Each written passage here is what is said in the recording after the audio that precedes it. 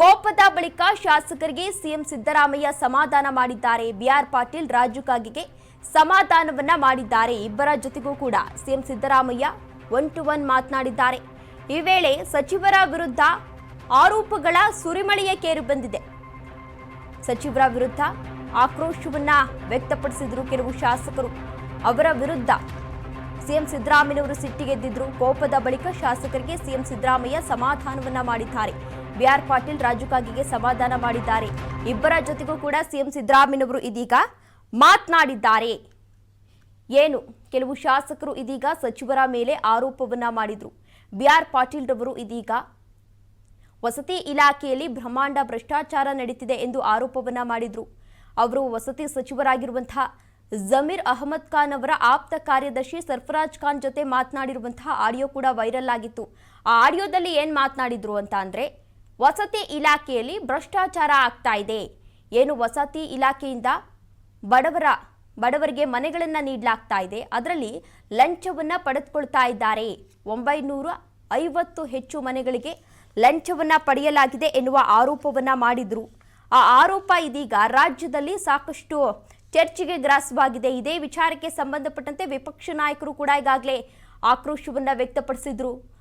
ವಸತಿ ಸಚಿವ ಏನಿದ್ದಾರೆ ಜಮೀರ್ ಅಹಮದ್ ಖಾನ್ ಅವರು ರಾಜೀನಾಮೆಯನ್ನ ನೀಡಬೇಕು, ನೈತಿಕ ಹೊಣೆಯನ್ನ ಹೊತ್ತು ರಾಜೀನಾಮೆಯನ್ನ ನೀಡಬೇಕು ಎಂಬ ಒತ್ತಾಯವನ್ನ ಕೂಡ ಮಾಡಿದ್ರು.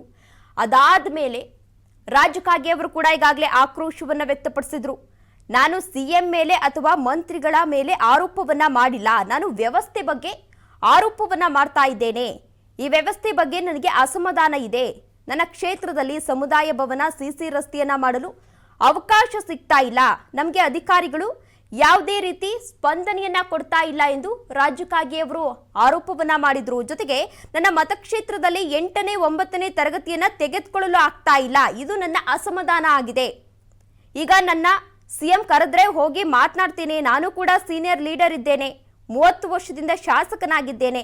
ಸಿಎಂ ನಮ್ಮ ಸಮಸ್ಯೆ ಹೇಳೋಕೆ ಅವಕಾಶವನ್ನ ಕೊಟ್ರೆ ಸಾಕು, ನಾನು ಅವಕಾಶವನ್ನ ಹೇಳ್ತೇನೆ ಎಂದು ರಾಜು ಕಾಗೆ ಅವರು ಕೂಡ ಹೇಳಿದ್ರು. ಅದಾದ ಮೇಲೆ ಒಬ್ಬರಾದ ಮೇಲೆ ಒಬ್ರು ಶಾಸಕರು ಸಚಿವರ ಮೇಲೆ ಆರೋಪವನ್ನ ಮಾಡ್ತಾ ಇದ್ರು. ನಮಗೆ ಯಾವುದೇ ರೀತಿ ರೆಸ್ಪಾನ್ಸ್ ಎಲ್ಲ ಮಾಡ್ತಾ ಇಲ್ಲ, ನಾವು ನಮಸ್ತೆ ಮಾಡಿದ್ರು ಕೂಡ ಅವರು ನಮಗೆ ಪ್ರತಿಕ್ರಿಯೆಯನ್ನ ನೀಡ್ತಾ ಇಲ್ಲ ಎಂದು ಕೆಲವು ಶಾಸಕರು ಇದೀಗ ಸಚಿವರ ಮೇಲೆ ಆರೋಪವನ್ನ ಮಾಡಿದ್ರು. ಇದೇ ವಿಚಾರಕ್ಕೆ ಸಂಬಂಧಪಟ್ಟಂತೆ ಸಿಎಂ ಸಿದ್ದರಾಮಯ್ಯನವರು ಕೂಡ ಈಗಾಗಲೇ ಹೈಕಮಾಂಡ್ ನಾಯಕರನ್ನ ಭೇಟಿ ಮಾಡಿ ಮಾತುಕತೆಯನ್ನ ನಡೆಸಿದ್ರು. ಹೈಕಮಾಂಡ್ ನಾಯಕರು ಕೂಡ ಈಗಾಗಲೇ ಸಿಎಂ ಸಿದ್ದರಾಮಯ್ಯನವರನ್ನ ತರಾಟೆಗೆ ತೆಗೆದುಕೊಂಡಿದ್ರು.